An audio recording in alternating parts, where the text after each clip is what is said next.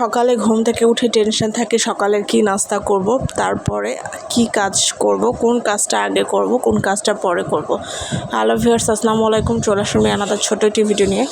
আজকে নাস্তার সমাধান ছিল, সকালবেলা উঠে প্রতিদিন রুটি বানাইতে হয়, তো ঠান্ডা ভাত ছিল রাতের কিছু, আব্বু খেয়ে বাকি ভাত বাচ্চা যে ভাতটা ছিল সেটাই আজকে ভেজে নেব। আর এই ভাজা ভাতটা খেতে আমার কাছে বেশ ভালো লাগে।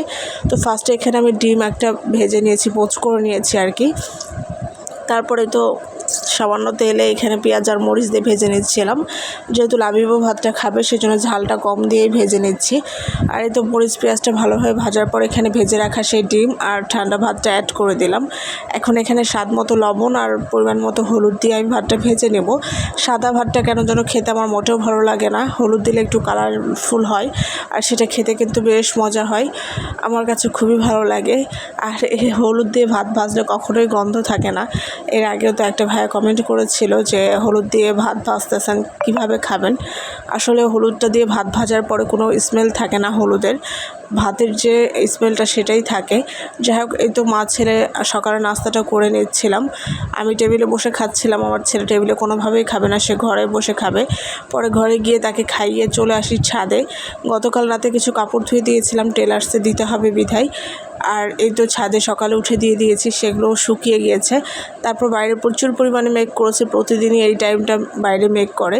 তো ছাদে আসার পরেই তো কাপড়গুলো বাতাসে মানে এলোমেলো হয়ে আছে, এগুলো নিয়ে এখন চলে যাব নিচে। তারপরে যাই টেলার্সে গিয়ে কাপড়গুলো বানাইতে দিয়ে আসবো।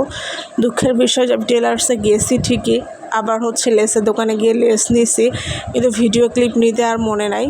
যাই হোক, এই তো ছাদ থেকে বাসায় আসছি, বাসায় আসার পর কাপড়গুলো ভাঁজ করে নিচ্ছিলাম। এই তো গজ কাপড় নিয়েছিলাম 2 পিস বানানোর জন্য, সাথে 3 পিসটা নিয়েছিলাম। এবার অনেকগুলো 3 পিস একসাথে নিয়ে ফেলেছিলাম, সুতি 3 পিস যেহেতু লাগে ঘরে বাইরে সব জায়গাতেই, যার কারণে ভালো লেগেছে আর নিয়ে ফেলেছি।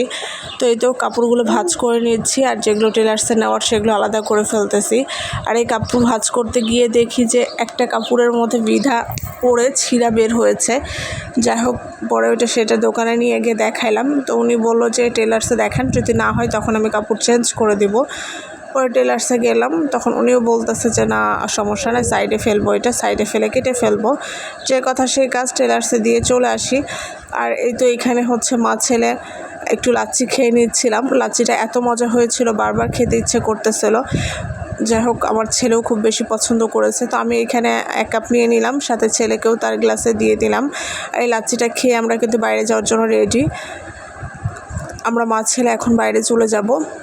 এই তো রেডি হয়েছে, এখন নিচে না যাচ্ছি। যাই হোক, এই ছোট্ট ভিডিওটা এই পর্যন্ত শেষ করছি, দেখা হবে, কথা হবে নতুন কোনো ভিডিওতে। সেই পর্যন্ত সবাই ভালো থাকবেন, সুস্থ থাকবেন। আল্লাহ হাফেজ।